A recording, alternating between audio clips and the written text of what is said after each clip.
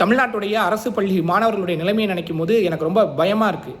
இன்றைக்கி முதலமைச்சர் விஜய் அவங்க கட்சி கூட்டத்தில் கரூரில் பேசக்கூடியதை லைவ் டெலிகாஸ்ட்டாக ஸ்கூலில் ஸ்க்ரீன் போட்டு அரசு பள்ளி மாணவர்கள் பார்க்கக்கூடிய ஒரு சூழலை உருவாக்கியிருக்கிறாங்கன்னு சொன்னால், நம்ம பிள்ளைங்களுக்கு இந்த சமூகத்தில் எப்படி வாழணும், அவங்க இந்த சமூகத்தை எப்படி பகுத்தறிஞ்சு கற்றுக்கணும், அவங்க இந்த சமூகத்தில் வாழ்வதற்கு நம்ம என்ன அடிப்படையான விஷயங்களை செய்யணுமோ அதை தான் பள்ளிக்கூடங்களில் சொல்லிக் கொடுக்கணும்.